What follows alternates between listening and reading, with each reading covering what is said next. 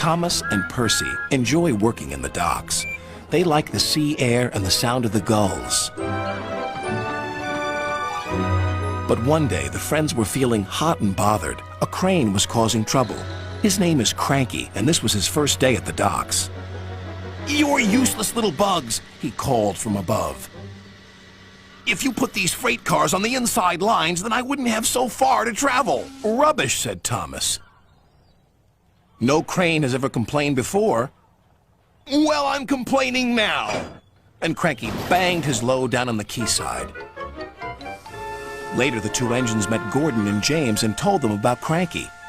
"Cranes are airy-fairy things. They need a lot of attention, like me, in fact," said Gordon.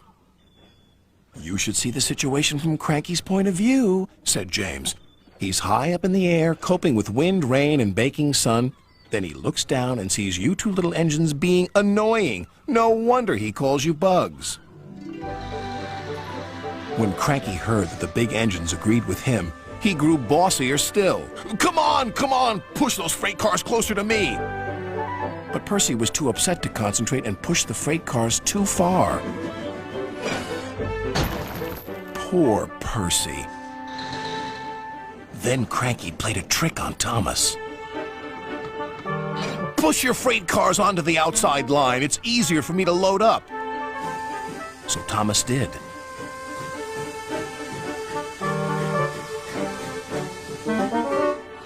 But Cranky left the loads beside the freight cars, not in them.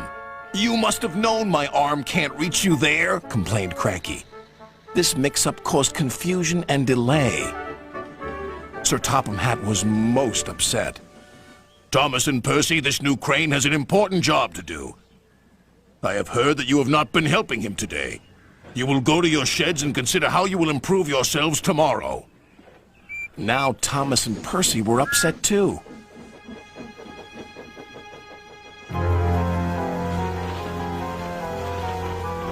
That evening, a big storm raged across the island.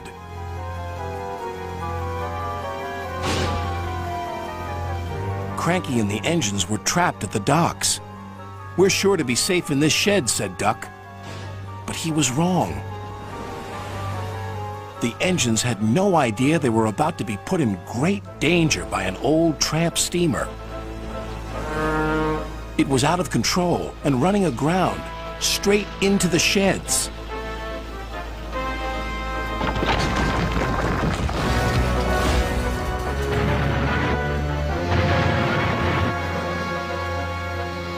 Ah!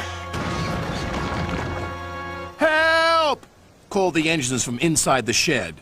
"I can't!" called Cranky.